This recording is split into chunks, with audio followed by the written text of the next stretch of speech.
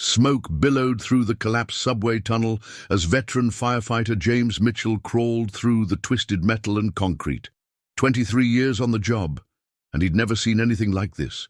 The screams had stopped. Never a good sign, but then a whimper.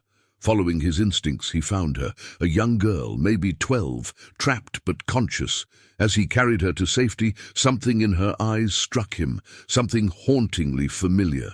Then came the words that would shatter his world. "Daddy, I'm your daughter." The same daughter he'd believed died in that house fire 11 years ago. The same fire that ended his marriage and nearly destroyed him. How had she survived? And, more importantly, who had kept this secret all these years? Before we jump back in, tell us where you're tuning in from. And if this story touches you, make sure you're subscribed, because tomorrow I've saved something extra special for you.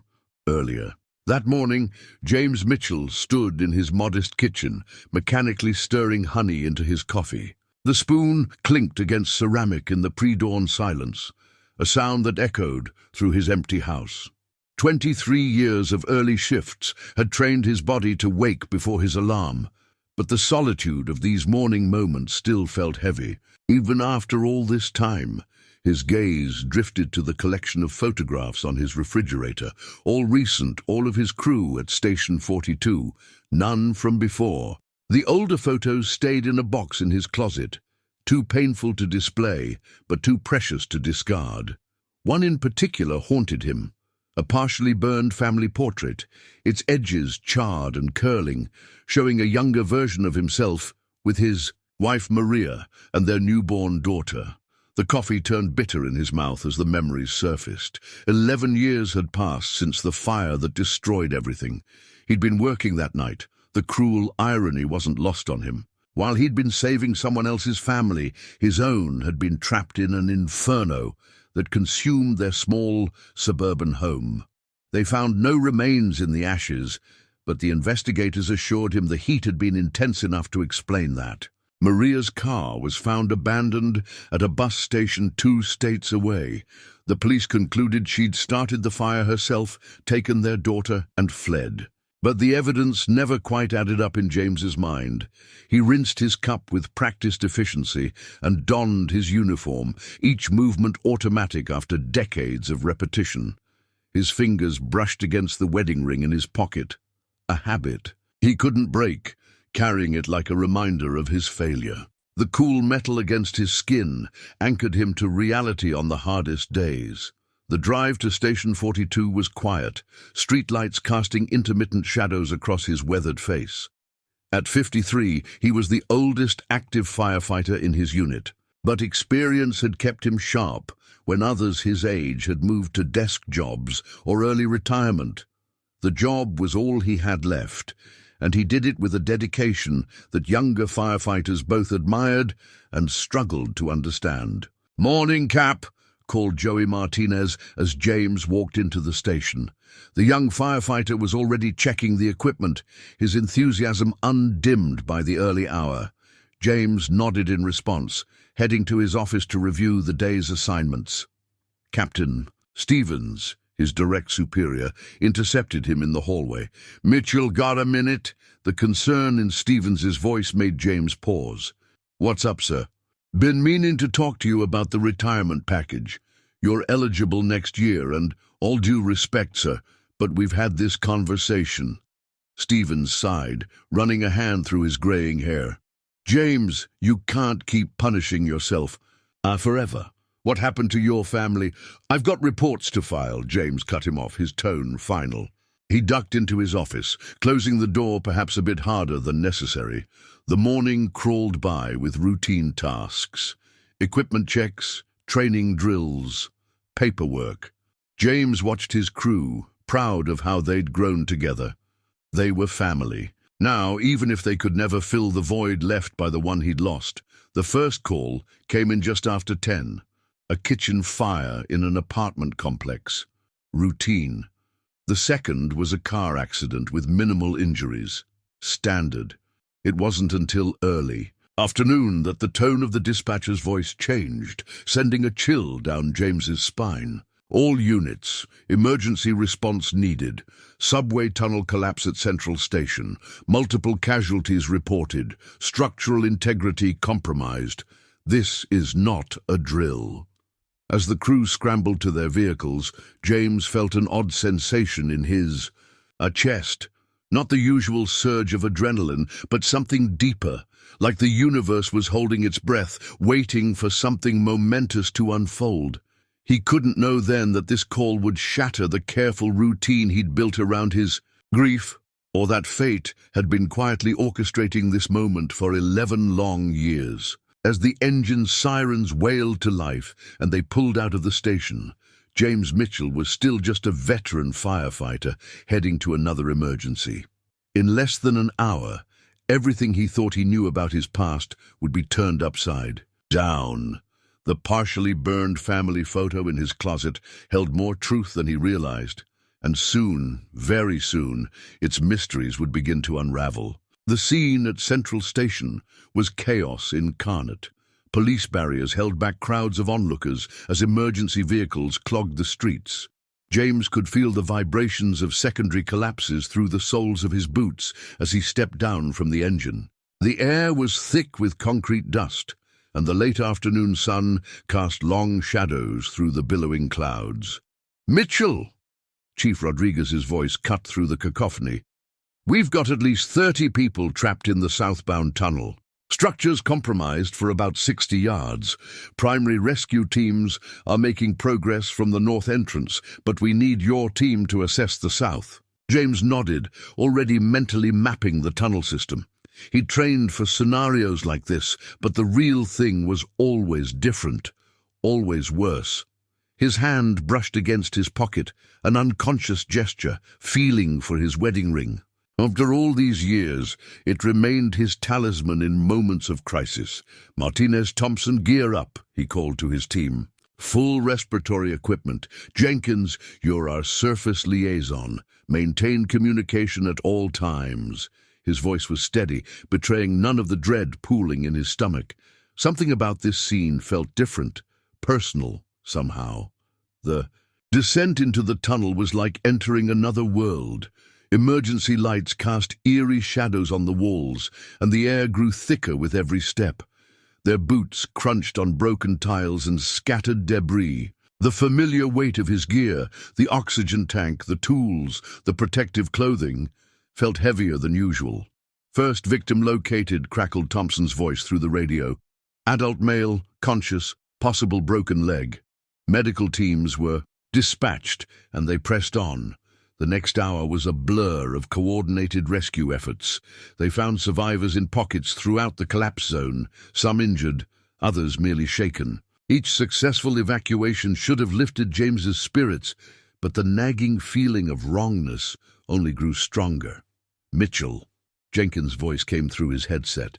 "Primary team reports most survivors accounted for, but they're picking up a faint heat signature about 40 yards ahead of your position. Might be nothing. Debris can give false readings." James paused, listening. Years of experience had taught him to trust his instincts, and right now they were screaming at him. Through the settling dust and distant sounds of rescue operations, he heard something. A whimper. No, he must be imagining. There it was again. "I'm going to check it out," he announced, already moving forward. "Sir," Martinez started to protest. "Structural integrity. Maintain position and keep the exit route secure," James ordered. "If you don't hear from me in 10 minutes, pull back and notify command." The passage narrowed as he advanced. Support.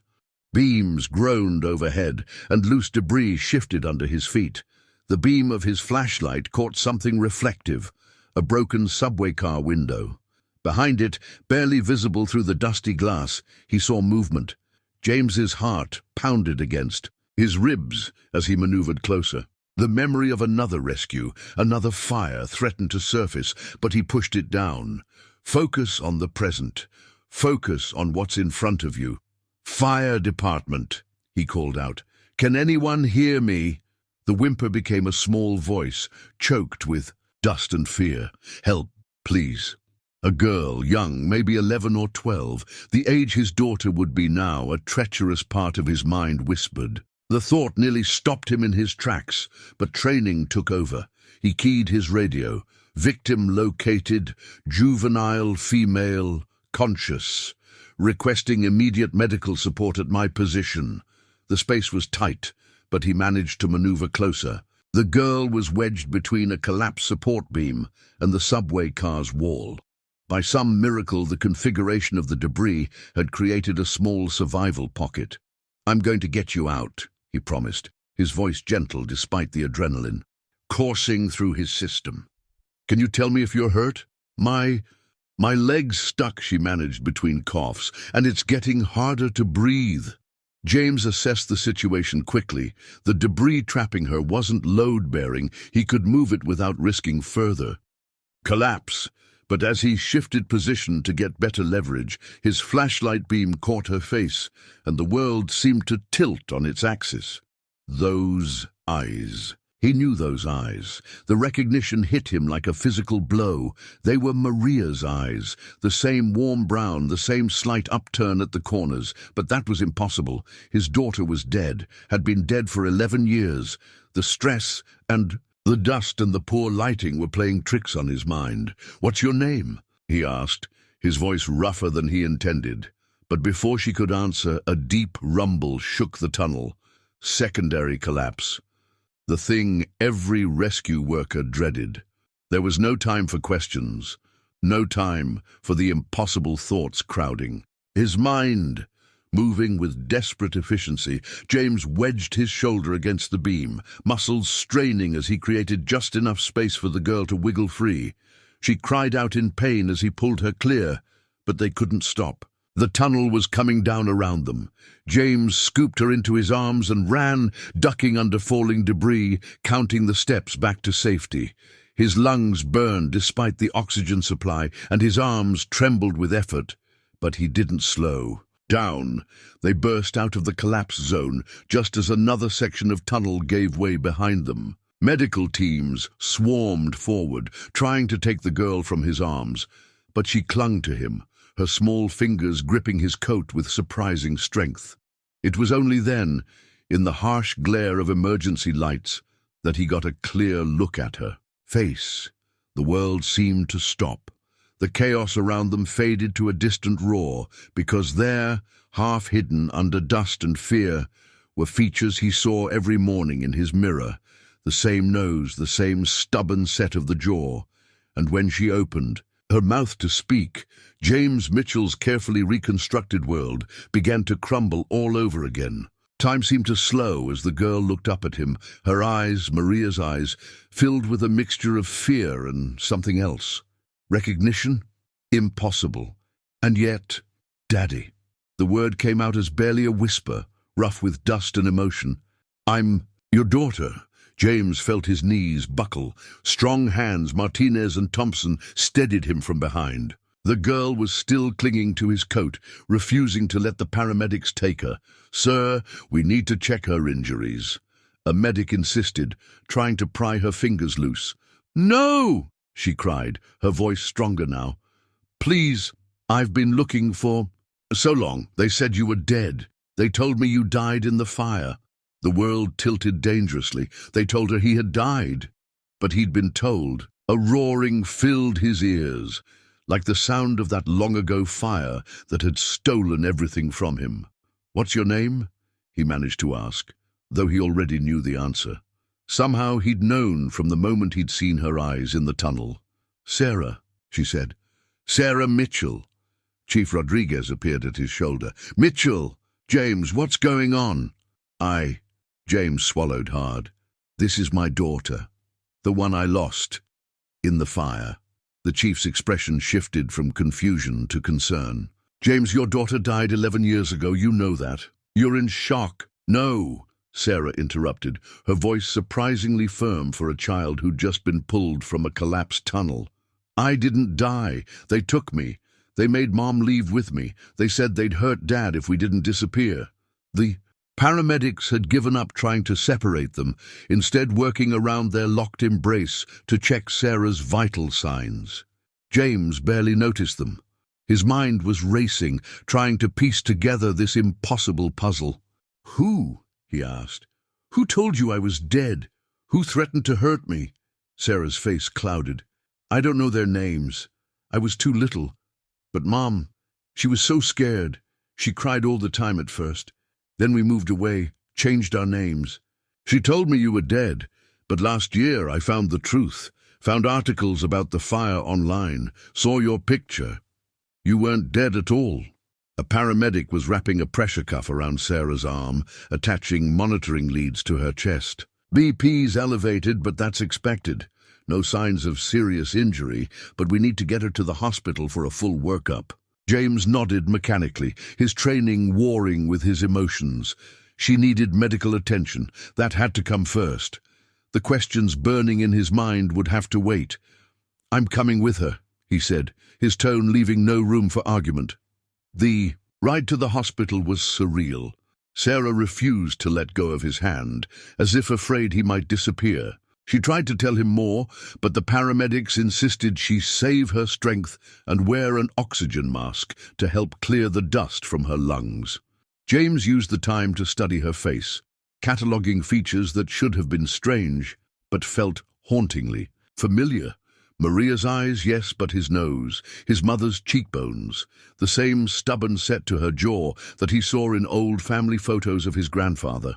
The hospital was a blur of activity. Forms to fill out, doctors to brief, questions he couldn't answer. Did she have any allergies? What medications was she taking? Who was her legal guardian? Each question was a reminder of the 11 years stolen from them. "We'll need to contact her current guardian," a social worker said gently. "Her mother," James said. "Maria Mitchell, though she might be using another name now." Sarah, finally settled in a hospital bed with an IV delivering fluids and mild pain medication, spoke up. "Mom's gone. She died last year, cancer." Her voice broke. "That's when I started looking for you. I've been in foster care, but I ran away last week. I knew you worked for the fire department, but I couldn't figure out which station. I was taking the subway to check another one when—" She trailed off, tears filling her eyes. James felt his heart constrict. Maria was dead.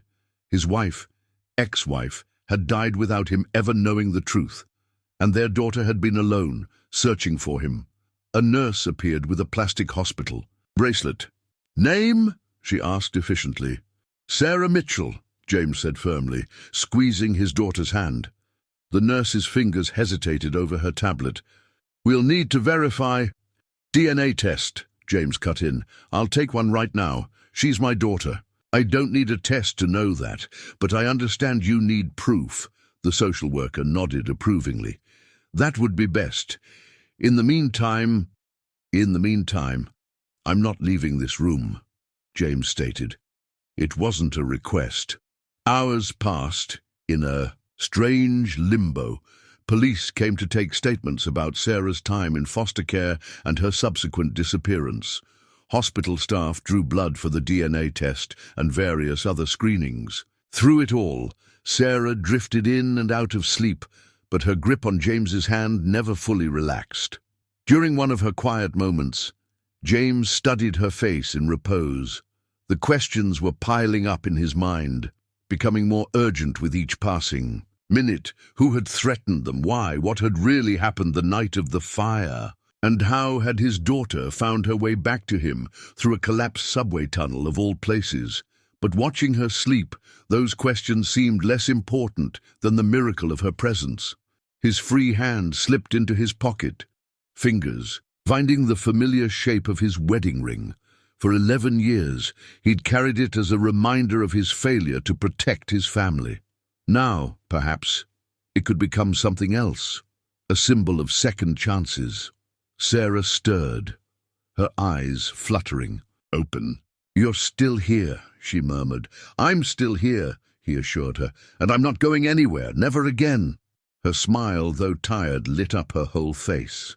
"Promise, promise," he said, and for the first time in 11 years, James Mitchell felt truly alive. But even as he made that promise, a part of him knew this was just the beginning. Someone had torn his family apart, had forced Maria to flee with their child, had robbed them all of 11 precious years. Someone had orchestrated a lie so complete that his own daughter had believed him dead, and whoever they were still out there. As Sarah slept in her hospital bed, James found himself drawn to the window, watching the city lights flicker in the gathering dusk. The events of the day felt surreal, like a dream he might wake from at any moment. But the steady beep of the heart monitor behind him confirmed this was real. His daughter was alive. The memory of that night 11 years ago rose unbidden, as vivid as if it had happened yesterday. He'd been working an overnight shift, a last-minute coverage for a sick colleague. The call had come in at 2:47 a.m., structure fire, residential address. His address. He could still feel the ice in his veins when he realized where they were heading. The dispatch details haunted him. Possible occupants trapped inside, heavy smoke reported. By the time his engine arrived, the flames had already breached the roof. The heat was so intense it cracked windows 2 houses down. Protocol demanded he stay back. No firefighter works a scene involving their own family. But protocol meant nothing when he could see his daughter's bedroom window glowing orange. It had taken 3 men to hold him back. James pulled the old fire investigation report from his jacket pocket. He'd carried it with him every day for 11 years, its pages worn and creased from countless readings. Now, details that had never quite added up began to take on new meaning. Point of origin, kitchen stovetop. But Maria was always religious. About turning off appliances. She'd triple-check every night. No signs of forced entry. Of course not. They'd been forced to leave willingly. Remains unrecoverable due to extreme heat. Because there had never been any remains to find. The sound of footsteps in the doorway pulled him from his thoughts. Detective Karen Chen stood there, her expression grave. She'd been a rookie cop during the original investigation. "Hello, James," she said softly. "I came as soon as I heard." He gestured to Sarah's sleeping form. "She's alive, Karen. All this time, I know. I've already pulled the old case files." She moved to stand beside him at the window. The things she's saying about threats, about being forced to disappear, it changes everything. "The fire was staged," James said. "It wasn't a question. Looking that way, too hot, too fast. Professional job now that we know what we're looking at." She paused, choosing her next words carefully. "James, there's something else. The detective who led the original investigation, Marcus Reed. He retired suddenly 2 months after closing your case. Moved to Florida. No forwarding address. The implications settled like lead in James's stomach. Inside job? We're looking into it. But, James," she laid a hand on his arm, "if this goes as deep as I'm starting to think it does, you and Sarah could still be in danger." A small sound from the bed drew their attention. Sarah was stirring, her face troubled in sleep. James moved immediately to her side, taking her hand. The gesture seemed to calm her. "She said Maria died last year," he said quietly. "Cancer?" Karen nodded. "We're verifying that. She was living under the name Maria Ramirez in Arizona. Medical records confirm stage 4 pancreatic cancer. Karen hesitated. "She tried to contact you, James. 3 weeks before she died. She called the station. But you were out on a call and she never called back." The knowledge hit him like a physical blow. In her final days, Maria had tried to reach him. Had she wanted to tell him the truth? To ask forgiveness? To warn him? Now, he'd never know. Sarah's hand tightened in his. "Dad!" "I'm here, sweetheart," he assured her, pushing down his grief and anger. "The men who made us leave," she said, her voice small but clear. "They were police officers, not in uniform, but Mom saw their badges. That's why she was so scared. She said we couldn't trust anyone." Karen's sharp intake of breath matched James's own shock. Corrupt cops. It explained so much. The botched investigation, the conveniently lost evidence, the way the case had been so quickly closed. "Sarah," Karen said gently. I know this is hard, but can you remember anything else about them? Any names, descriptions? Sarah's brow furrowed in concentration. One of them had a scar. Here. She traced a line along her jaw. And they called each other by numbers, not names. The one with the scar was 7. James and Karen exchanged looks. Code names. Professional operation. This was bigger than just a few corrupt cops. The night of the fire, Sarah continued, they came to the house, said they knew things about Dad's old cases, about witnesses he'd helped relocate, said if we didn't disappear, those people would start having accidents. Mom believed them. The pieces were falling into place with sickening clarity. Early in his career, James had worked with witness protection programs, helping relocate people who'd testified against organized crime. He'd been good at it. Too good, apparently. Good enough to make powerful enemies.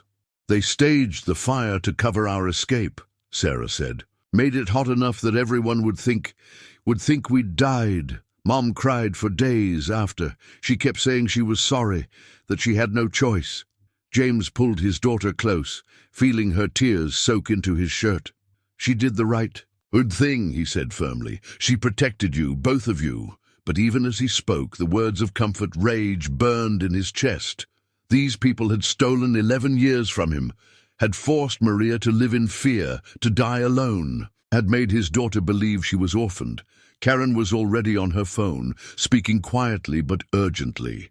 Plans would need to be made, protection arranged, the investigation reopened. But for now, James simply held his daughter, memorizing. The weight of her in his arms, the sound of her breathing. They'd lost 11 years, but they were together now. And this time, he wouldn't let anyone tear them apart. The night deepened outside the hospital window, but James Mitchell stayed awake, standing guard.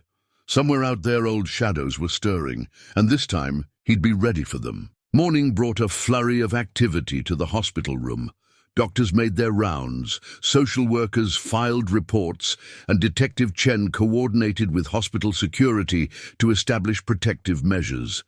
Through it all, Sarah remained remarkably composed, answering questions with a maturity that made James's heart ache. She'd grown up too fast, carrying a burden no child should bear.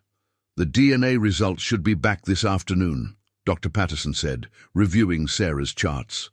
Though, looking at you two, I'd say it's a formality. James nodded, watching as Sarah picked at her breakfast. She had his appetite too, or lack thereof, when worried. How soon can she be released? Physically, she's doing well. Some minor bruising, slight dehydration, but nothing serious. However, the doctor glanced at the social worker hovering nearby. However, there are legal matters to address, Ms. Torres, the social worker stepped in. Sarah is technically a ward of the state of Arizona. We'll need to coordinate with their child services department. I'm her father, James said firmly. Yes, but legally, you were declared dead in their system. We'll need to untangle that first. And given the circumstances, the allegations of criminal involvement, we need to ensure her safety. Sarah's hand found his, squeezing tight. I'm not leaving him again. Detective Chen, who'd been quietly observing from the corner, spoke up. I think we can expedite matters. Given the credible threat to Sarah's safety, we can request emergency temporary custody be granted to James while the legal issues are sorted out. Relief flooded Sarah's face, but James caught the flicker of something else in her eyes. Fear. He'd seen that look before, in witnesses who knew they were still in danger despite police protection. Sarah, he said gently, what aren't you telling us? She set down her fork, shoulders tensing. Before Mom died, she gave me a key, said it was to a storage unit in Phoenix. Said if anything happened to her, I should find you and give it to you. But when I went to look for it last week, someone had already been there. The whole unit was ransacked. Karen straightened, suddenly alert.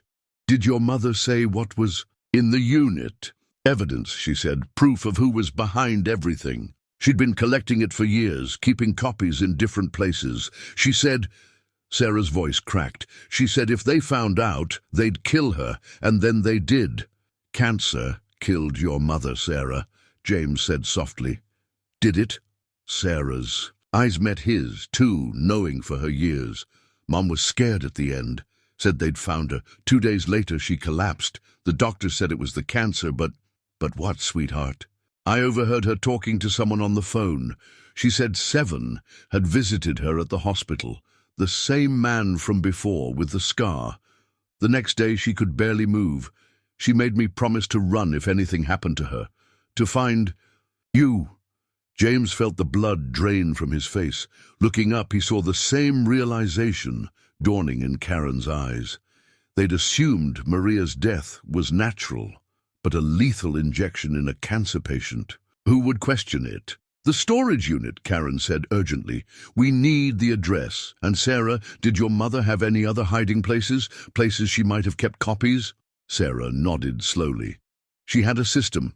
Said she learned it from Dad, actually. Multiple locations, each one containing part of the whole picture.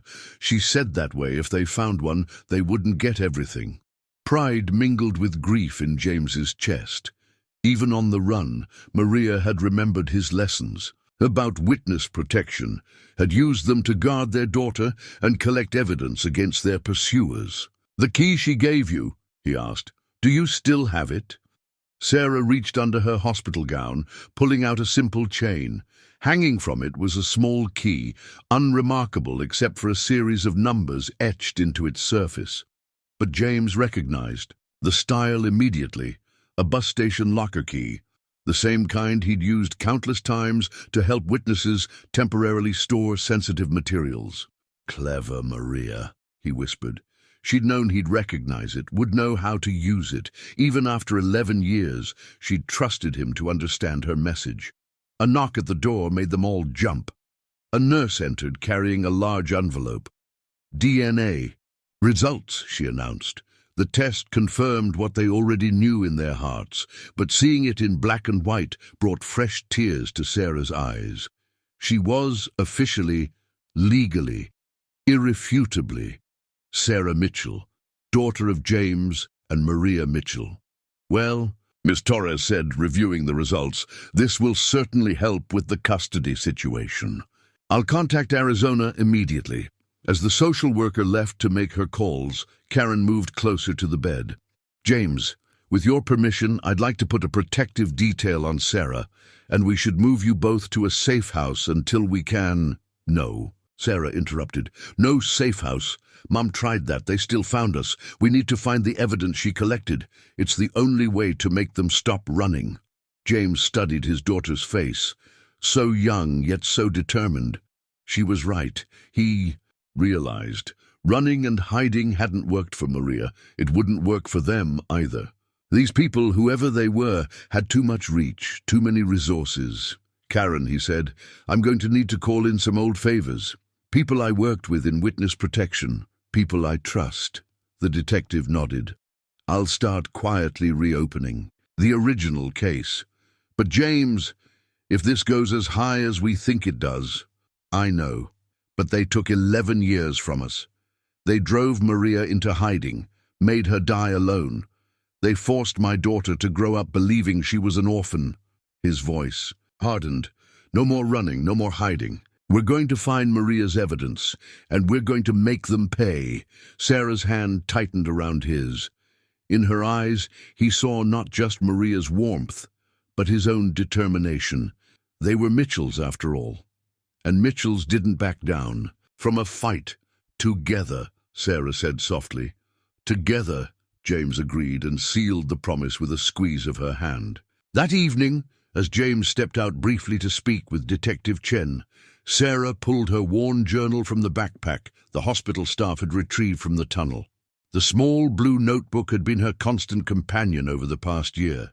A place to record her memories, her search, her fears. Running her fingers over its dog-eared pages, she began to tell her story. Mom never stayed in one place too long, she explained when James returned. Every few years we'd pack up and move. New names, new schools, new stories about where we came from. She homeschooled me at first, said it was safer. But I think she was just scared of letting me out of her sight. James settled into the chair beside her bed, his presence solid and reassuring, so different from the ghost she'd imagined all these years. "What names did you use?" he asked softly. Sarah opened the journal, revealing lists of aliases written in careful handwriting. "We were the Ramirez family in Texas, the Connors in Oregon, the Fosters in New Mexico, but the longest was in Arizona. That's where—" She swallowed hard. "That's where Mom got sick." The journal pages turned, revealing a photograph tucked between them. Maria, thinner than James remembered, but still beautiful, sat in a garden chair. Her smile was tired but genuine, one arm wrapped around a younger, Sarah. "She worked as a nurse," Sarah continued. "Said it was easiest to find jobs in hospitals. They always needed help, and they didn't ask too many questions if your paperwork was good. She'd work night shifts mostly, say it paid better, but I think she was really watching for them, the men who made us run." James studied the photograph, his finger tracing Maria's face. "When did she tell you the truth about me?" "She didn't." Sarah's voice hardened slightly. "She stuck to the story about you dying in a car accident when I was a baby. But last year, when she got sick, I found her box." From the journal, she pulled out a carefully folded piece of paper, a newspaper clipping about the house fire. "She kept articles about you, about the fire, and this." She handed him a creased photograph, its edges burnt. James recognized it. Immediately, their last family photo, taken just weeks before the fire. When I confronted her, she was so tired from the treatments. She just broke down. Told me everything. About the threats, about the corrupt cops, about how they'd been watching you through your work with witness protection. She said she'd been gathering evidence for years, documenting everything, said she had to protect us both. James listened, his heart breaking for both his daughter and his wife. "But why not come to me? I could have protected you." Sarah shook her head. "They convinced her they had people inside the department, inside the fire station, said they'd make your death. Looked like an accident on the job. Mom, she couldn't risk it, said losing you that way would have destroyed her." The journal pages rustled as Sarah turned them, revealing more photographs, notes, addresses. "After she told me the truth, I started my own investigation. Used the library computers to search for you. Found articles about rescues you'd made, commendations you'd received. You were alive, still helping people, still being a hero." Her voice caught. "But then Mom got worse. Fast, too fast, and the man with the scar showed up at the hospital." "7," James growled. "Yeah, Mom was terrified, made me promise to run if anything happened to her. Gave me the key, told me about the storage unit. 2 days later—" Sarah's fingers gripped the journal tightly. "The doctors said it was the cancer spreading to her brain, but she'd been doing better just days before. She made me swear to find you, to give you the key. Said you'd know what to do with the evidence." James reached out, gently taking the journal. Names, dates, locations, all carefully documented in a child's determined handwriting. "You're very brave, Sarah, just like your mother." "I was scared," she admitted. "After Mom died, they put me in foster care. Nice family, but I knew I had to leave, had to find you. I'd narrowed it down to 3 fire stations in the city. Was checking them one by one. The subway was cheaper than buses, and the tunnel collapsed." James felt a chill at how close he'd come to losing her again. Sarah nodded. "Maybe it wasn't an accident. Mom always said they had ways of making bad things happen, but—" A small smile touched her lips. "Maybe it was Mom helping us find each other."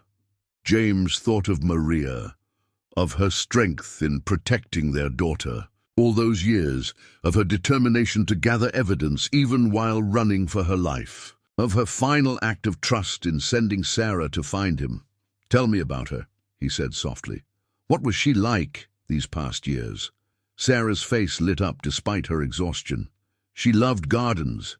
Wherever we lived, she'd plant flowers.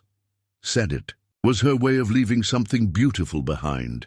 She taught me to cook, said I got my appetite from you. She'd tell me stories about brave firefighters, never saying they were really about you. And she kept this. From the very back of the journal, Sarah withdrew one final photograph. It showed James in his dress uniform receiving a commendation. The photo had been clipped from a newspaper, carefully preserved. She never stopped loving you, Sarah said quietly. Even when she was angriest about having to run, about losing you. She'd look at this picture sometimes when she thought I was sleeping. She'd cry, but she'd touch your face so gently. James held the photograph, remembering the day it was taken, how empty the achievement had felt without his family there to share it. I never stopped loving her either, he admitted. Never stopped looking for answers. And now we find those answers. Together, we make them pay for what they did. To your mother, for what they stole from all of us. Sarah's hand found his again, small but strong. Mom said you'd say that. Said once you knew the truth, you'd never stop until justice was done.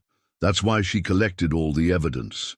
She was preparing all those years, preparing for us to finish what she started. Outside the hospital window, the city lights twinkled like stars. Somewhere out there, Maria's carefully gathered evidence waited to be found. Somewhere, the men who had destroyed their family continued their corrupt work, unaware that their carefully constructed web of lies was about to unravel. James Mitchell held his daughter's hand and made a silent promise to his wife. Her death would not be in vain. Their daughter would be protected, and the truth would finally come to light. Dawn found James and Detective Chen huddled over a collection of newspaper clippings spread across Sarah's hospital tray table. She slept peacefully for the first time since the rescue, the morning sun casting a gentle glow across her face. "Look at this pattern," Karen said, arranging the articles chronologically. All were cases James had worked on, helping relocate witnesses against organized crime. Every major bust you assisted with between 2010 and 2013, someone was tracking your involvement. James studied the dates, his jaw tightening. The fire was in 2013, right after the Castillo cartel case. Biggest drug trafficking bust in the Sioux state's history, Karen nodded. Your witness protection work helped put away their entire leadership structure. And a lot of corrupt cops, James added, the pieces clicking into place. Including Deputy Commissioner Andrews. Karen finished, who conveniently retired 2 months later and disappeared to a private island somewhere. Sarah stirred in her sleep, and both adults lowered their voices. James pulled out another article, this one about a series of suspicious deaths. 3 witnesses from my cases died in accidents after the fire. I always wondered, they were sending a message, Karen said grimly, showing what happened to people you protected.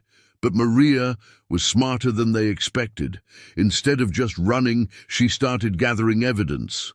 James picked up Sarah's journal, carefully turning to a page filled with his wife's distinctive handwriting, medical records, bank transfers, surveillance photos, all meticulously documented.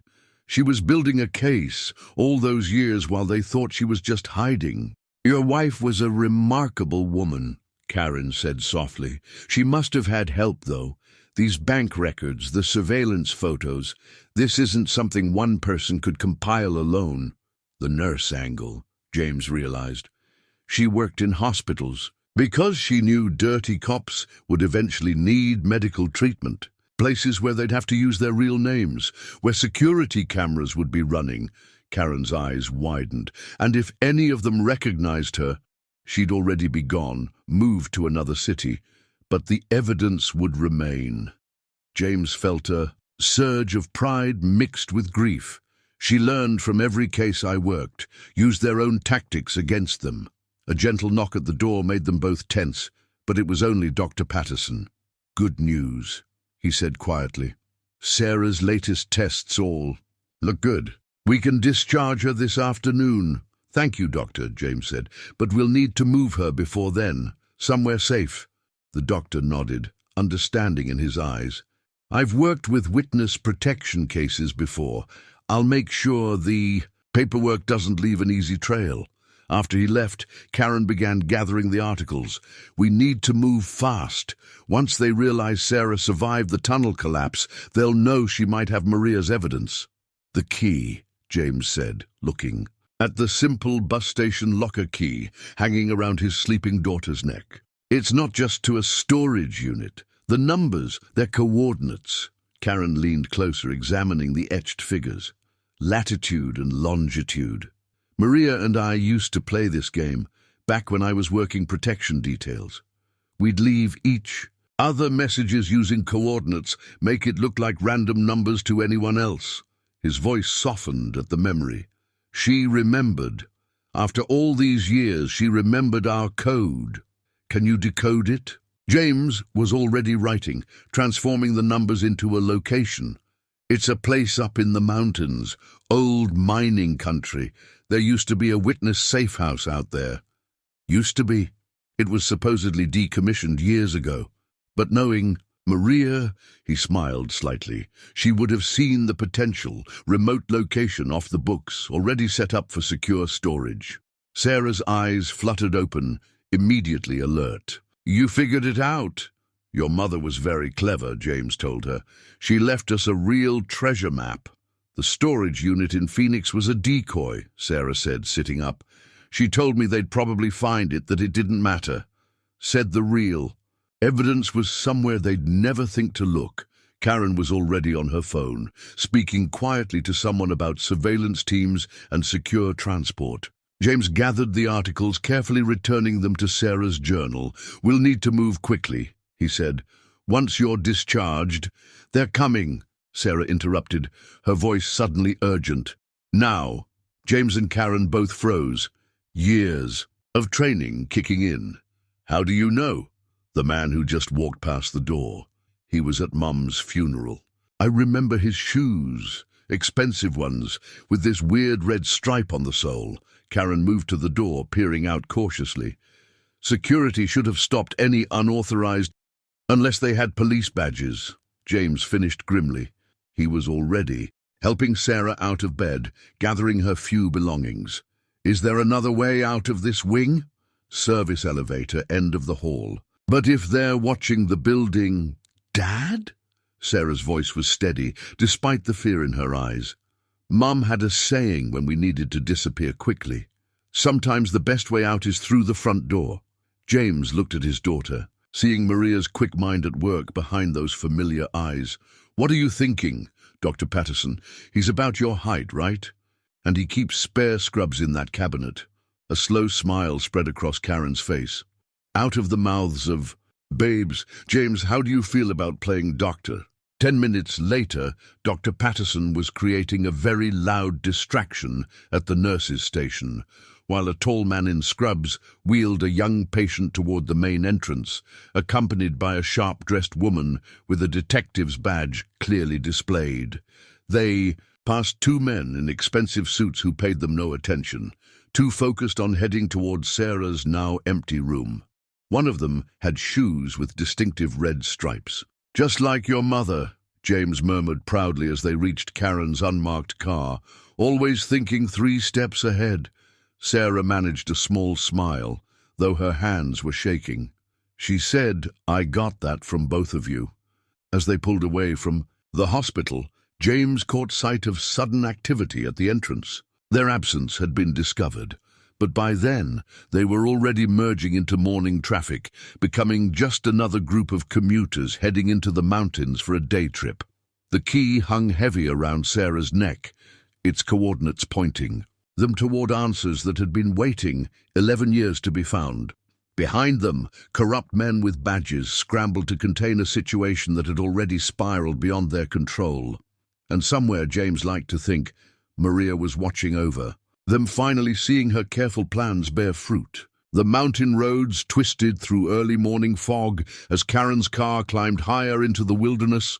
In the back seat, Sarah had spread out her mother's journal again, this time focused on entries from Maria's final months. She knew they were closing in. Sarah said, reading from a page dated just 3 months ago. Listen to this.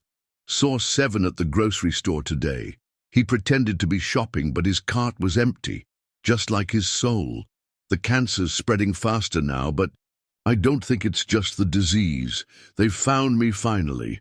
I hope I've hidden everything well enough. I hope I've given Sarah enough time. James turned from the passenger seat, watching his daughter's face as she read her mother's words. The similarities between them grew stronger with each passing hour. The same determined set of their jaw, the same analytical approach to solving puzzles. There's more, Sarah continued, turning the page. She wrote about you, Dad. A lot, especially near the end. She began to read. Watch James on the news today. Another big rescue, another life saved. My brave, stubborn firefighter, still running into burning buildings after all these years. I wonder if he's figured it out yet. How the witness protection program was compromised. The evidence is there if you know where to look. I've made sure of that. Sometimes I dream of telling him everything, of seeing his face when he realizes we're alive. But as long as 7 and his masters are out there, silence is our only shield. Karen glanced in the rear-view mirror. 7 seems to be a key player in all this. Any more mentions of him in there? Sarah flipped through the pages. Mom tracked his appearances. He'd show up every few years, just long enough to let her know they were still watching. But she was watching back. She wrote down license plate numbers, dates, locations, and this. She pulled out a carefully folded paper covered in Maria's handwriting. It's a list of names, police officers, judges, business owners, all connected to 7 somehow. Mum called it her web of corruption. James studied the mountain road. Ahead, memories surfacing. The safe house we're heading to. It was one of my first assignments in witness protection. Small cabin, completely off-grid, perfect for keeping sensitive materials. Or evidence, Karen added. Mom wrote about it, Sarah said, excitement creeping into her voice. Not directly, but there are hints. Listen, James always said the best. Hiding place is one that's already been forgotten. Like that first safe house, the one with the crooked window that wouldn't quite close. He spent 3 hours fixing it, said he couldn't leave a witness living somewhere drafty. That's when I knew I was falling in love with him, watching him care so much about a stranger's comfort. James's throat tightened. He remembered that day, remembered Maria bringing him coffee as he worked on the window. She'd teased him about being a firefighter who was better at home repairs than putting out fires. Here's something weird, Sarah said, frowning at the journal. The last entry the day before she died. It's like a letter, but it's not finished. What does it say? Karen asked softly. My dearest James, Sarah read, her voice catching slightly.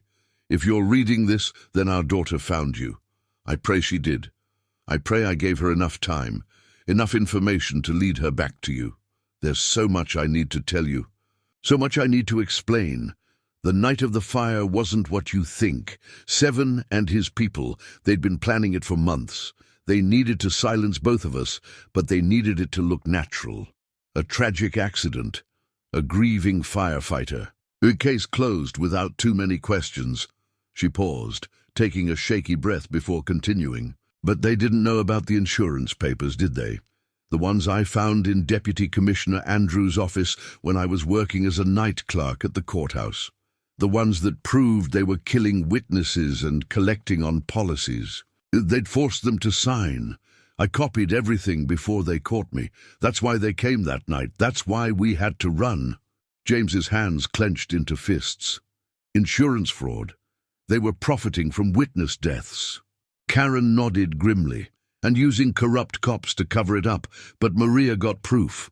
I've spent 11 years, Sarah continued reading, building on that initial discovery, following money trails, documenting accidents, connecting dots.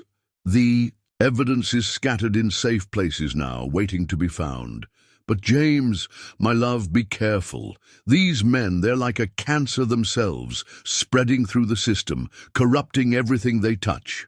They The entry ended there, mid-sentence. Sarah touched the page gently. That's all there is. She must have gotten too sick to finish. Or someone had interrupted her, James thought darkly. But he kept that possibility to himself. The coordinates, Karen said, checking the GPS. We're getting close. The road had become little more than a track, winding through dense forest. James recognized landmarks now, a lightning-struck tree, a peculiar rock formation. The safe house was just ahead. Mom believed in you, Sarah said quietly, closing the journal. Even when she was scared, even when she was dying, she believed you'd make it right in the end. James reached back, taking his daughter's hand. We'll make it right together, for her. The car rounded a final bend, and there it was, a small cabin nestled against the mountainside, looking abandoned and forgotten, just as it was supposed to. But as they pulled up, James noticed fresh tire tracks in the dirt. Someone had been here recently. Karen, he said sharply, but she'd already seen them.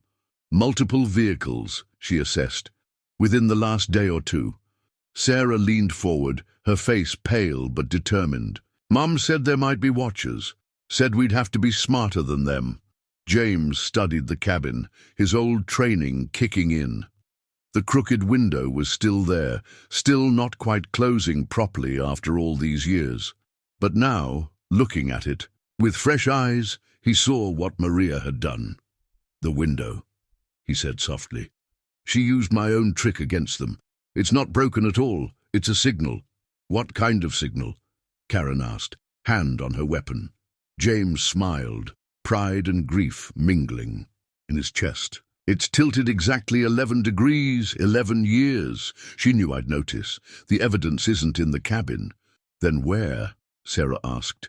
Under it. There's an old root cellar, not on any official plans. I used it to hide witnesses during transit. He squeezed Sarah's hand. Your mother was always the clever one. She knew they'd watch the cabin, maybe even search it, but they'd never think to look underneath. As if confirming his words, a distant engine sound echoed through the trees. Someone was coming. Time to be clever ourselves, Karen said, already turning the car around. What's the plan? James looked at his daughter, saw Maria's intelligence shining in her eyes. Mum left us a back way in, Sarah said confidently. It's all here in her. Your journal. We just have to be patient. The car disappeared back into the forest just as another vehicle crested the hill. In the back seat, Sarah held her mother's journal close, its pages containing not just memories now, but a roadmap to justice. They had the key, they had the coordinates, and now they had Maria's final gift, a plan 11 years in the making. 3 miles down the mountain, Karen pulled the car into an overgrown logging road. Through the trees, they could see another SUV winding its way up toward the cabin. Government plates, but not local. Federal? Sarah asked, watching through. Binoculars she'd found in her mother's backpack. No, James said grimly. Those plates are fake. Good ones, but fake. Look at the number sequence. Karen nodded. Insurance investigators. High-end ones. She turned to Sarah. Your mother's journal mentioned insurance policies. What else did she write about them? Sarah was already flipping through the pages. Here, she made a connection between Seven and a company called Sentinel Security Services. They specialized in high-value personal insurance for witnesses in protection programs. Legitimate company, James asked, though he already knew the answer. Front, Karen confirmed, checking her phone. Shell Corporation, owned by another Shell Corporation, leading back to, interesting, offshore accounts linked to former Deputy Commissioner Andrews. James's jaw tightened. They forced witnesses to take out policies as part of their protection agreements, then arranged accidents and collected the payouts. Not just any witnesses, Sarah added, reading further. Mum tracked the pattern. They only targeted cases you worked on, Dad. Cases where the witnesses could testify about police corruption. Because I was thorough, James realized. I documented everything. including any signs of law enforcement involvement with the criminals. A standard procedure, but it made you dangerous, Karen finished. You were unknowingly building a paper trail of their entire operation. Sarah pulled out another paper from the journal, a complex diagram of names and connections. Mom figured it out while working at the courthouse. Seven and his team would identify witnesses from Dad's cases who had dirt on corrupt cops, force them to take out million-dollar policies through Sentinel, stage accidents, collect payouts. How many? James asked quietly. 23 deaths, Sarah said, her voice harder than any 12-year-old's should be. All ruled accidents or natural causes. Total insurance payouts over $40 million. Karen whistled softly. No wonder they wanted to shut you both up. But Mom got proof, Sarah continued, excitement creeping into her voice. The night of the fire, she wasn't just running scared. She found something in Andrew's office, documents showing the whole scheme. That's what Seven was really after.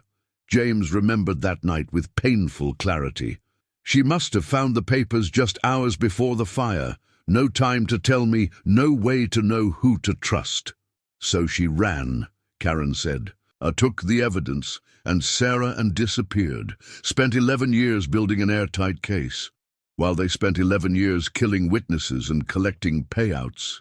James added bitterly. Sarah touched his arm. Mom said you'd blame yourself. She wrote about it here. James will think he failed us, failed the witnesses, but he was the only one who did everything right.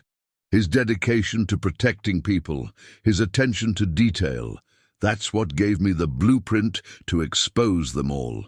Above them, the SUV had reached the cabin. 3 men in expensive suits emerged, beginning a methodical search of the property. They won't find anything, Sarah said confidently. Mom left fake evidence in Phoenix to draw them there. More fake trails in 3 other cities, but the real proof. She patted her backpack. It's all in here. Well, the map to it, anyway. James studied his daughter with a mixture of pride and concern. Sarah, these men, they're killers, professional ones. If they realize you have that journal— I know, she said simply.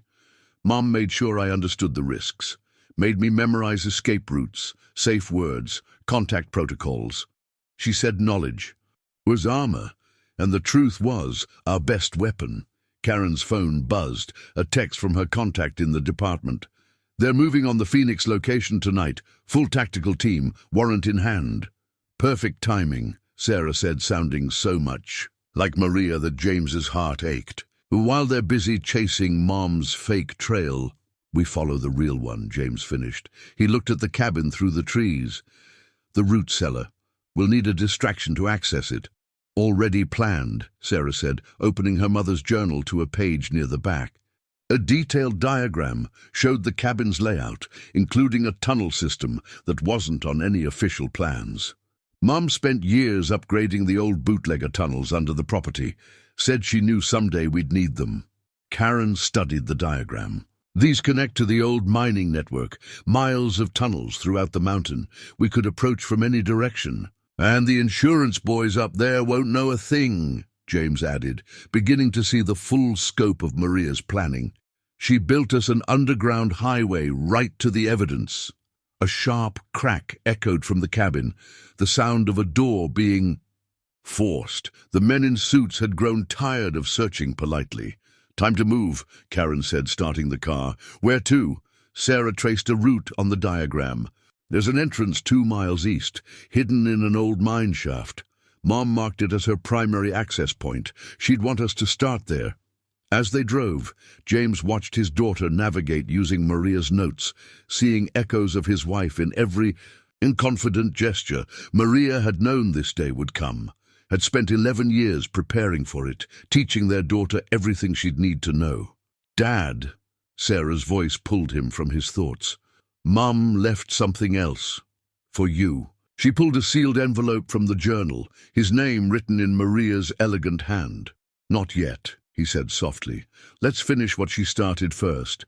Then, he touched the envelope gently. Then we'll say goodbye properly. Sarah nodded, understanding in her eyes. Above them, the mountain road wound higher, leading them toward answers 11 years in the making. Behind them, men who thought themselves hunters continued searching the cabin, unaware they had become the hunted.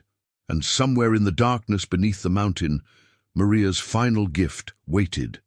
Justice, wrapped in 11 years of careful planning, sealed with a mother's love and a wife's determination to make things right. "She knew you'd figure it out," Sarah said quietly. "The crooked window, the tunnel system, all of it.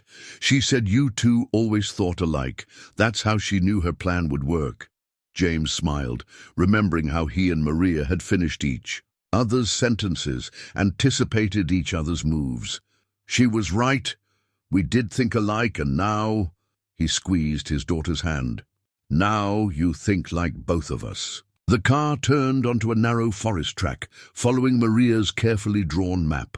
Somewhere ahead, a mine shaft waited, its darkness holding secrets that would shake the department to its core. But first, they had to reach it. And the men in the cabin weren't the only ones watching the mountain today. The abandoned mine shaft looked exactly as Maria's notes had described. A jagged mouth in the mountainside, partially concealed by decades of overgrowth. But James noticed fresh marks in the rust on the old rail tracks leading inside. Someone had been here recently. Mom had friends, Sarah said, noticing his concern.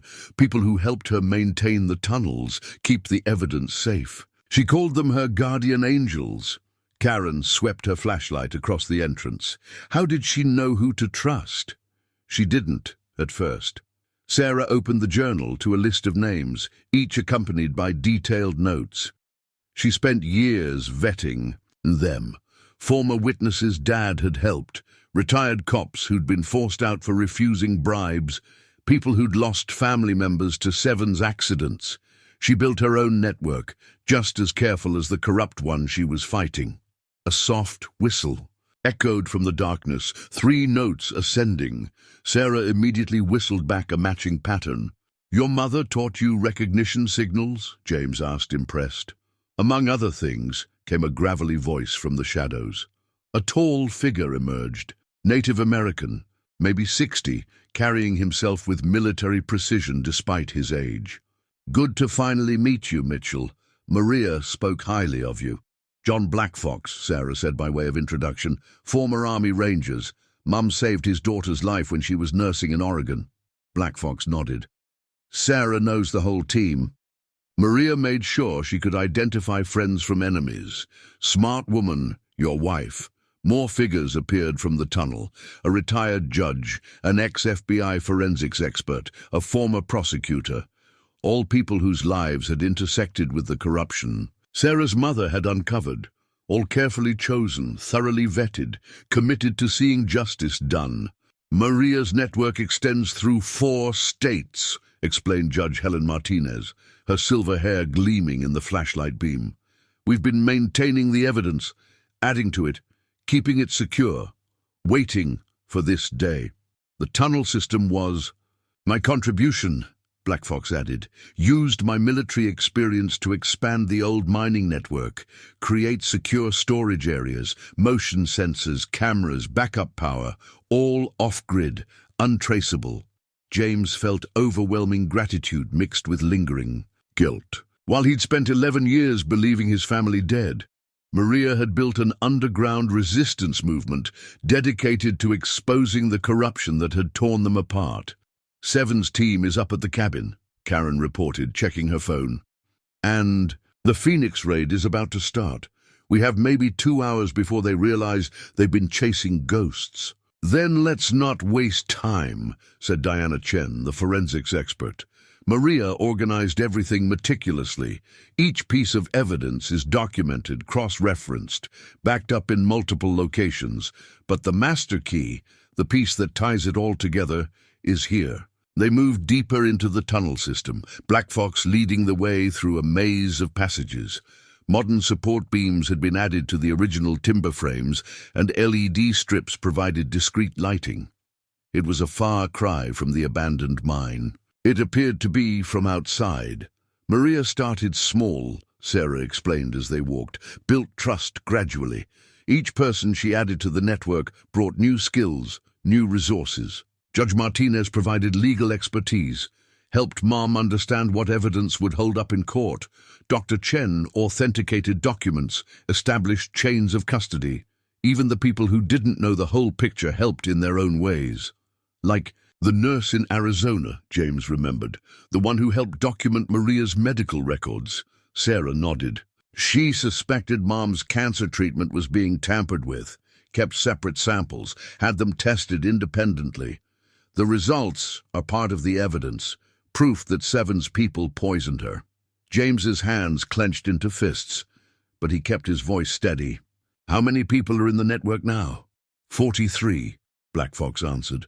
All compartmentalized. No one knows more than they need to. Only Maria knew everything, until she passed that knowledge to Sarah.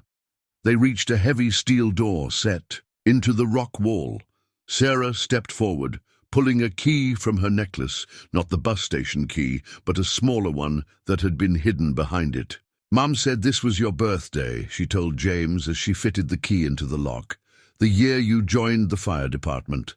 The door opened silently, revealing a room that looked more like a high-tech archive than a mine shaft. Climate-controlled.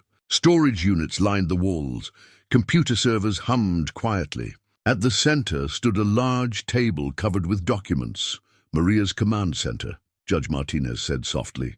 She spent countless hours here, piecing everything together, building an airtight case that would expose not just Seven and his team, but the entire corrupt system they represented. Dr. Chen moved to one of the storage units. Medical records proving poison was administered to witnesses through their medications. Financial records showing insurance payouts being funneled through shell companies. Surveillance footage, phone records, DNA evidence from accident scenes, all meticulously documented. Enough to bring down everyone involved, Black Fox added. From dirty beat cops all the way up to the former deputy commissioner. Sarah walked to the central table, running her hand along its surface. Mum's last entry was made right here. She knew she was dying, knew they were closing in, but she'd already set everything in motion. All we had to do was follow her trail. Trust her planning. James joined his daughter at the table, seeing Maria's touch in every careful detail. She thought of everything. Almost everything, came a new voice from the doorway. Everyone spun to face it, Black Fox and Karen reaching for weapons, but Sarah was already smiling. Right on schedule, she said. Everyone, meet Robert Chen, Dr. Chen's brother, former FBI cybersecurity expert, and Mom's insurance policy. The newcomer nodded. Maria knew they might find this place eventually, so she had me create a dead man's switch. If anything happened to Sarah, if they tried to bury the evidence again, everything would be automatically uploaded to secure servers worldwide. Major news outlets, law enforcement agencies, Interpol, the truth would come out all at once. Mutually assured destruction, Karen said admiringly. They can't risk silencing Sarah because doing so would expose everything. Mom believed in justice, Sarah said quietly, but she believed in survival too. She made sure they couldn't win, no matter what. James looked around the room, at these people who had helped his wife wage an 11-year shadow war against corruption, who had protected his daughter, preserved evidence, prepared for this moment. Thank you, he said simply. All of you. Don't thank us yet, Black Fox replied.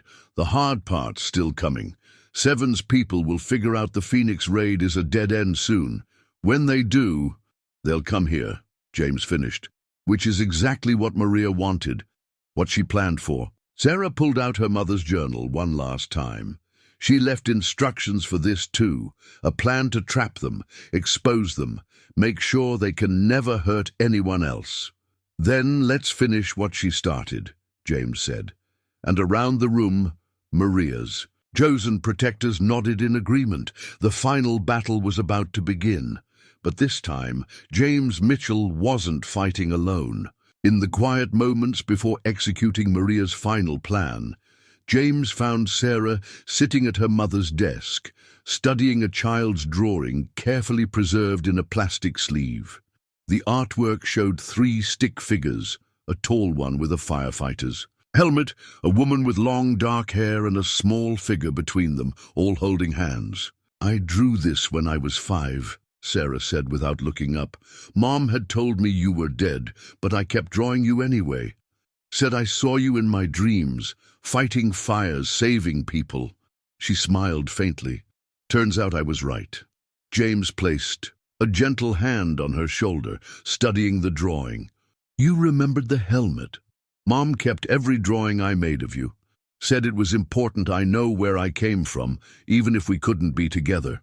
She carefully returned the drawing to its sleeve. She cried sometimes when she thought I was sleeping. Would take out her old wedding ring and hold it, like you do with yours.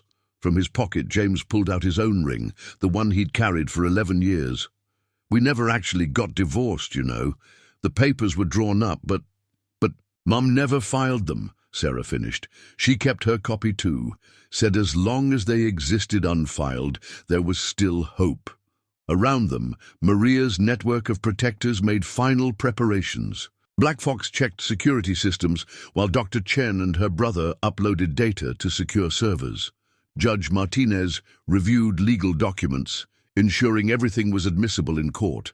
Detective Chen coordinated with trusted officers, positioning them for the coming confrontation. "Your mother built all this," James said, gesturing to the underground command center.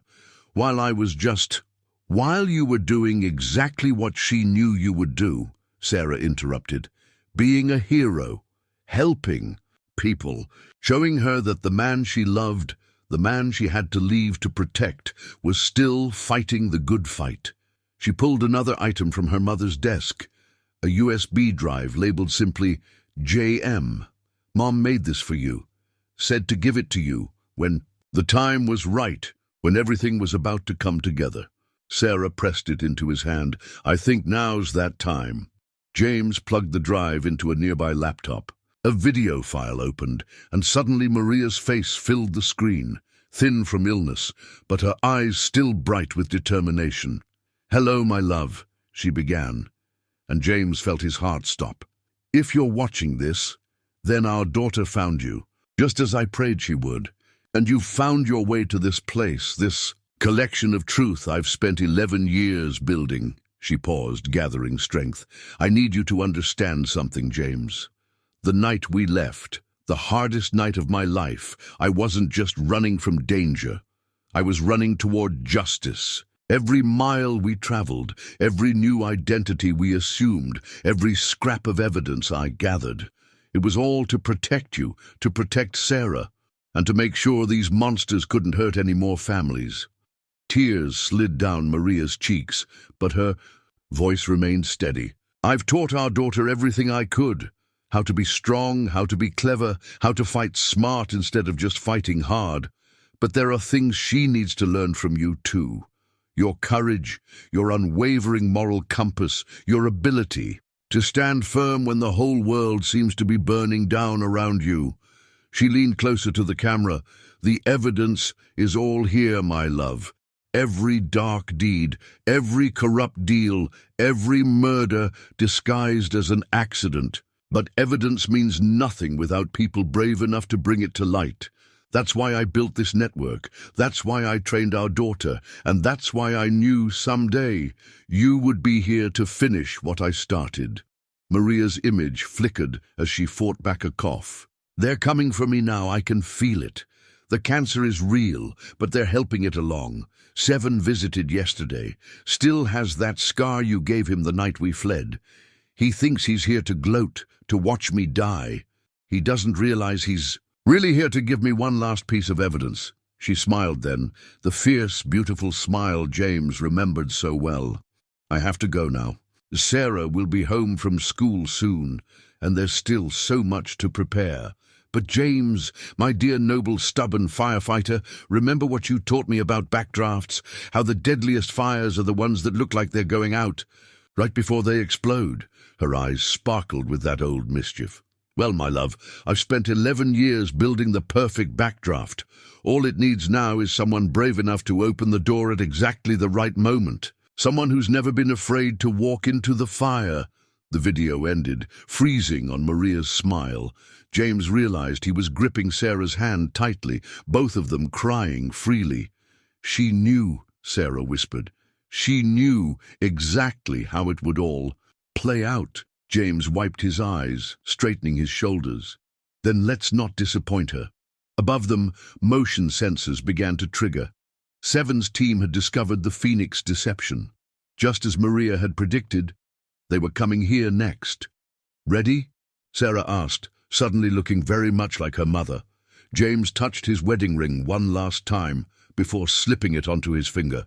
Ready? It was time to spring Maria's final trap. Time to make 11 years of patience, planning, and sacrifice. Pay off. Time to show Seven and his masters exactly what happened when they messed with the Mitchell family. The mountain tunnels amplified every sound, footsteps echoing, voices carrying, the metallic click of weapons being checked. Seven's team was getting closer, following the trail Maria had laid out years ago. 4 heat signatures approaching. The main shaft, Robert Chen reported from his monitoring station. 2 more covering the exit. Professional formation. Black Fox's voice crackled over the radio. Secondary teams in position. Remember, we need them to reach the evidence room. That's where Maria set the trap. James and Sarah stood in the command center, every detail of Maria's plan clear in their minds. The drawing of the happy family still lay on the desk, a reminder of everything at stake. They're here, Sarah whispered, just as the first figure appeared in the doorway. Seven hadn't changed much in 11 years, still tall, still wearing expensive. Zoot still bearing the scar along his jaw from where James had struck him the night of the fire. His eyes widened slightly at the sight of them. Well, he said smoothly, this is an unexpected family reunion. More men filed in behind him, weapons drawn but not yet raised. They moved like professionals, scanning the room, noting exits and cover points. Not unexpected, Sarah corrected him. Mom planned all of this, right down to that scar you're still carrying. Seven touched his jaw reflexively, a flicker of uncertainty crossing his face. Maria was resourceful, but she's dead now, just like you two should be. Funny thing about death, James said quietly. Sometimes it doesn't stick. Sometimes it leaves evidence. Speaking of evidence, Seven gestured to his men, who began examining the storage units. That's why we're here. Can't have 11 years of Maria's paranoid delusions causing problems. Sarah smiled. Maria's smile, fierce and knowing. You still don't get it, do you? Mom knew you'd come. Knew you'd bring your whole team right to where she wanted you. A sudden commotion from the tunnel entrance. 2 more men dragged in Judge Martinez, who appeared to have been caught trying to escape. But James noticed how she'd accidentally dropped papers along the way, creating a trail leading directly here. Found this one trying to run, one of the men reported. There are others in the tunnels. Seven shrugged. Round them up. Once we've cleaned out this little archive, we can deal with any loose ends, permanently. Like you dealt with Mom? Sarah's voice was steel. Adding poison to her cancer medications, making sure she couldn't warn anyone what was coming. Smart girl. Seven smiled coldly. You sound just like her. She figured it out at the end. No, but by then it was too late. James took a step forward, rage burning in his chest, but Sarah's hand on his arm stopped him. Not yet. The trap wasn't quite ready. Was it worth it? James asked instead. All those witnesses you killed, all those insurance policies you cashed in, how many millions did you make? Millions. Seven laughed. Try billions. You have no idea how deep this goes, Mitchell. Why do you think we had to shut you down? Your little witness protection operation was threatening a multi-billion-dollar enterprise. We couldn't have some bleeding heart firefighter and his paper trail-building wife exposing everything. Perfect. He was monologuing, just as Maria had predicted, just as she had planned for. And now? Sarah asked, her hand slipping into her pocket. where her mother's final gift waited. "What's the plan for us?" Seven spread his hands in mock regret. "Sadly, it seems the structural integrity of these old tunnels isn't what it used to be. Cave-ins happen. Very tragic. But at least the Mitchell family will finally be together again." "Together," James echoed. "Funny you should say that." Sarah pressed the device in her pocket, a simple remote detonator. Not for explosives, but for something far more devastating. The truth. Suddenly, every screen in the command center lit up. Seven's confession played on a loop, broadcast live to dozens of secure servers worldwide. At the same time, hidden panels in the walls slid open, revealing cameras that had been recording everything. "What?" Seven's composure cracked as he realized what was happening. "Mom said you'd never be able to resist gloating," Sarah said calmly. "Said men like you always need to prove they're the smartest in the room. So she built this room specifically to record you doing exactly that." The sound of multiple weapons being cocked echoed through the tunnel. But it wasn't Seven's men doing the cocking. Black Fox and his team emerged from hidden alcoves, weapons trained on the corrupt officers. At the same time, Detective Chen's trusted officers appeared at every entrance, having followed Judge Martinez's deliberately dropped trail. "Maria's final gift," James said softly. "A confession freely given, witnessed and recorded, enough to bring down your entire operation." Seven's hand moved toward his weapon, but Sarah's voice stopped him. "I wouldn't," she said. "Remember Mom's dead man's switch. If anything happens to us, every piece of evidence she gathered goes public instantly. Every name, every crime, every dirty deal. You'd be famous, Seven, just not in the way you wanted." For the first time, real fear showed in the corrupt officer's eyes. In that moment, he finally understood what they all had realized. Maria Mitchell hadn't just been gathering evidence for 11 years. She'd been building the perfect trap, baited with her own death, designed to bring justice not just for her family, but for every victim of Seven's corrupt empire. And now, that trap had finally sprung shut. Seven's composure cracked like thin ice, his practiced smile twisting into something ugly. "You think this is over? You have no idea who you're dealing with. One phone call and what?" Detective Chen stepped forward, phone in hand. "Your friends at the department? They're a bit busy right now. Seems someone just leaked 11 years' worth of evidence about corruption in the witness protection program. Internal Affairs is having quite a morning. Your banking contacts," Robert Chen added. "Funny thing about offshore accounts, they're only secure until someone better at computers comes along. Every transaction, every payoff, every blood-soaked $1. It's all being tracked right now." Seven's hand twitched toward his weapon again, but Black Fox's team had his men well covered. The corrupt officer's eyes darted around the room, looking for an escape route, finding none. "It's like Mom always said," Sarah spoke softly, her voice carrying in the tense silence. "The thing about corrupt men is they never expect honest people to be smarter than them. Their arrogance blinds them." "Shut up," Seven snarled. "You sound just like her. Always so sure she was one step ahead. Right up until the end, when the cancer was eating her alive, she kept insisting she'd win somehow." His laugh was brittle. "Well, look how that turned out." James took a step forward, but Sarah's grip on his arm tightened. "Not yet. There was one more piece to play." "You're right," Sarah said. "Mom did win. Want to know how?" She pulled out her mother's journal, opening it to the final pages. "She knew you were poisoning her. Knew exactly when it started, after your visit to her hospital room. So she documented everything, blood tests, tissue samples, the exact compound you used.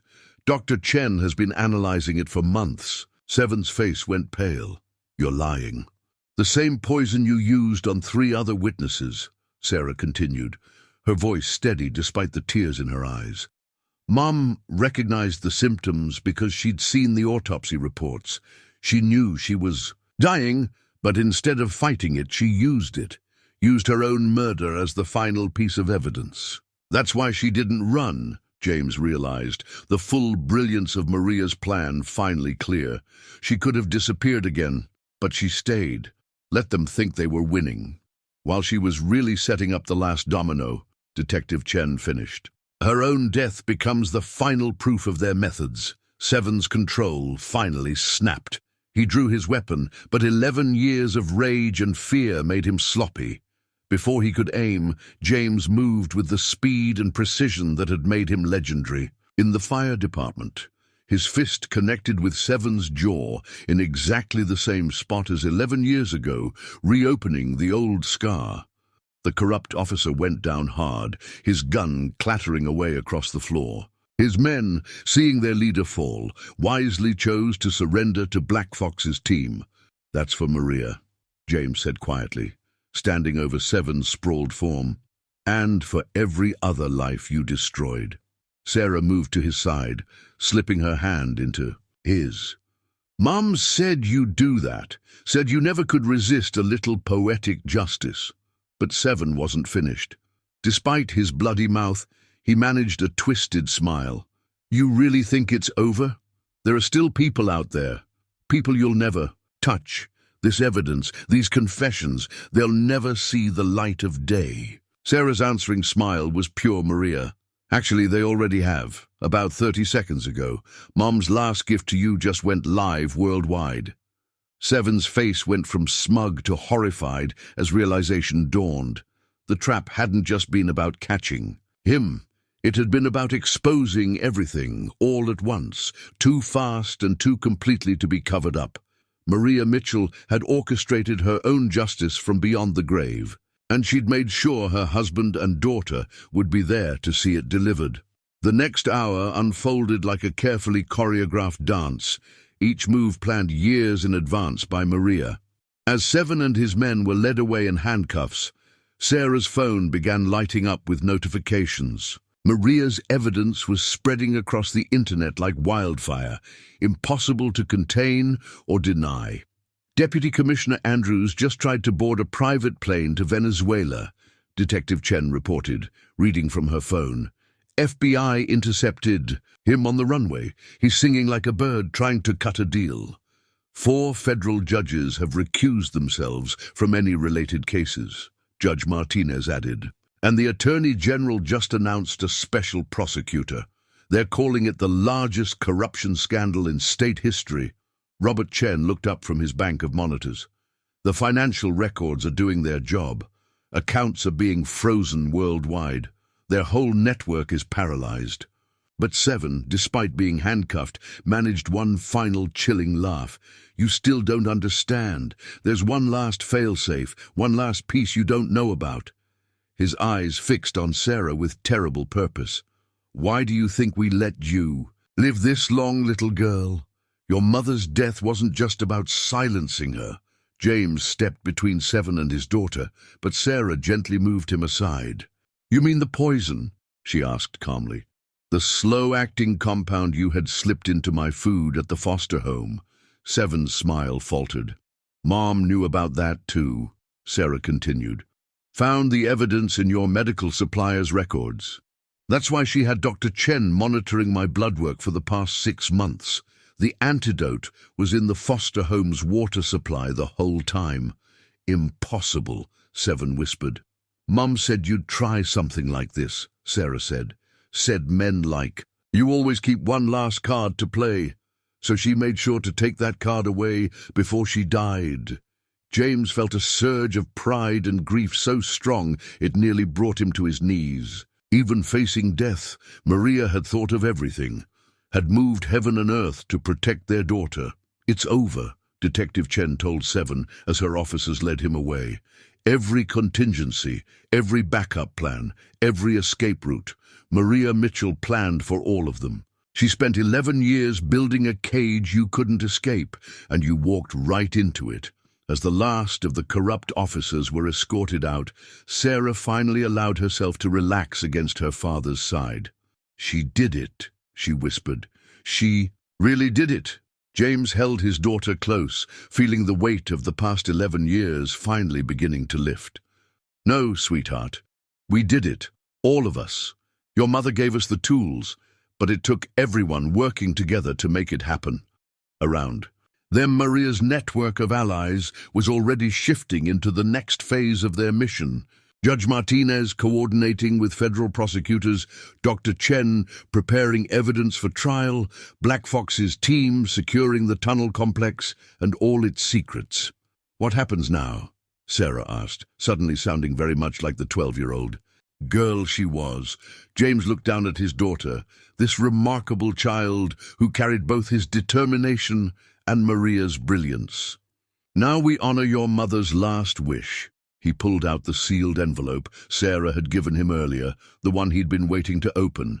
Inside was a single sheet of paper in Maria's handwriting.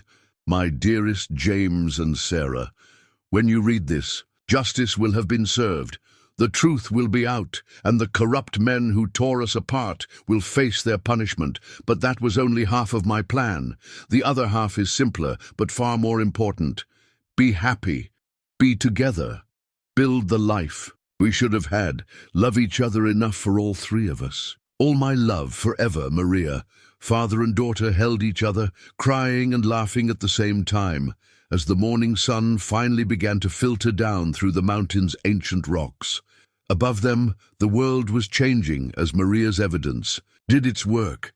But here, in this moment, something even more important was happening. The Mitchell family was whole again. 3 months later, James and Sarah stood before a small memorial garden outside their new home. Bright flowers bloomed everywhere, Maria's favorites planted just as she would have done. A simple stone marker bore her name and the words, "Beloved, wife and mother, seeker of truth, bearer of light." "The last of the trials finished today," James said softly. "Seven and Andrews both took plea deals. They'll never see the outside of a prison again." Sarah knelt to place fresh flowers by the marker. Mom would have liked that. Not the punishment part. She wasn't interested in revenge, but the truth coming out, justice being served. That's what she really wanted. The evidence Maria had gathered had led to over 200 arrests across 12 states. Corrupt judges, dirty cops, insurance executives, money launderers, an entire criminal empire exposed and dismantled. The Witness Protection Program had been completely overhauled, with Judge Martinez heading the Reform Committee. "Your mother's network is still out there," James added, "still watching, still protecting people. Black Fox says they're calling themselves Maria's Angels now." Sarah smiled, touching the marker gently. She'd pretend to hate that name, but secretly love it. Life was slowly finding a new rhythm. Sarah had started school again, making real friends for the first time without having to hide who she was. James had taken a position training new firefighters, passing on the same dedication to protecting others that had first drawn Maria to him. Their new house was small but warm, filled with photographs both old and new. Maria's journal held a place of honor on the mantel, next to the family drawing Sarah had made all those years ago. And every morning, father and daughter added an entry to their own journal, keeping a record of their rebuilding life together. "I miss her," Sarah said quietly. "Every day, but sometimes I feel like she's still watching over us, still making sure we're okay." James wrapped an arm around his daughter's shoulders. "She is. In the garden she taught you to plant, in the strength she helped you find, in the way you scrunch your nose when you're thinking, just like she used to do." Sarah leaned against him, watching the sunset paint the flowers in shades of gold. "She left us so many gifts, not just the evidence, not just justice. She left us each other, and a promise to keep," James added, remembering Maria's final letter. "To be happy, to build the life she wanted for us." "We're keeping it," Sarah said firmly. "Every day." Above them, an evening star appeared in the deepening blue sky. In the garden, Maria's flowers turned their faces to catch the last light of day, just as she had taught them to do. And in the peaceful moment, father and daughter stood together, surrounded by the love of a woman who had moved heaven and earth to bring them back together. Some stories end with justice, some end with revenge. But this story of the Mitchell family, ended the way Maria had planned all along, with love. 1 year later, the classroom fell silent as Sarah Mitchell finished her presentation. "And that's why I want to be a forensic investigator when I grow up. Because my mom showed me that the truth always leaves a trail, if you know where to look." Her teacher wiped away a tear as the class erupted in applause. Sarah's story, now a landmark case taught in law schools, had become a symbol of justice prevailing against impossible odds. At home that evening, she found her father in Maria's garden, tending the flowers that had spread and flourished over the past year. His firefighter's uniform was hung neatly by the door, ready for tomorrow's training session with new recruits. "How'd the presentation go?" he asked, though the proud smile on Sarah's face had already answered his question. "They want me to speak at the dedication ceremony," she said, kneeling to help him with the weeding, "for the new Maria Mitchell Justice Center." The center, funded by recovered funds from the corruption case, would serve as both a training facility for witness protection programs and a support center for families affected by corruption. Judge Martinez was overseeing its development, with input from many members of Maria's original network.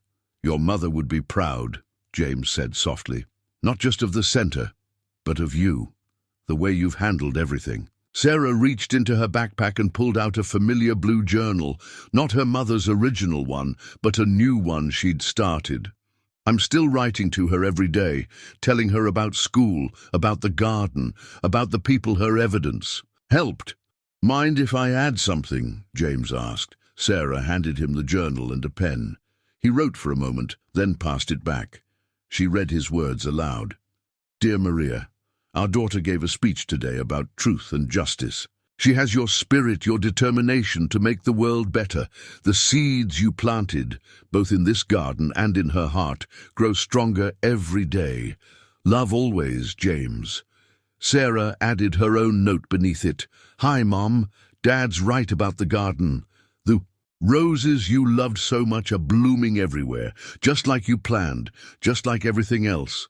I'm keeping my promise to be happy, to live the life you wanted for me. And I'm keeping your other promise too, to always stand up for truth, no matter how long it takes. Love you forever, Sarah."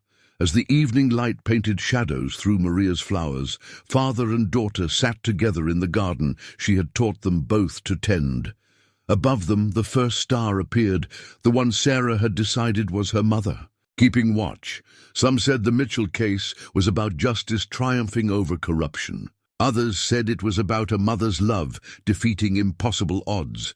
But for James and Sarah, it was simpler than that. It was about a family finding its way home. Sometimes, on quiet evenings when the garden is in full bloom, James Mitchell sits on his back porch and reflects on how much can change in a year. The corrupt empire that tore his family apart has crumbled. The truth his wife spent 11 years gathering has reshaped the justice system. And most importantly, the daughter he thought he'd lost has become the center of his world. Sarah tends her mother's flowers with the same careful attention Maria once did, documenting their growth in her journal, just as her mother documented evidence. She understands now why Maria loved gardens so much. They're proof that beautiful things can grow from darkness if you're patient enough to tend them. The thank you cards still arrive regularly at their door, from families affected by the case, from witnesses who can finally feel safe, from honest officers who can now do their jobs without fear. Each one is kept in a special box next to Maria's journal and the family drawing Sarah made so long ago. In the end, Maria Mitchell did more than expose corruption or protect witnesses. She proved that love, patient, determined, unwavering love, can overcome any obstacle, bridge any distance, heal any wound. And in her garden, watched over by her husband and daughter, hope continues to bloom.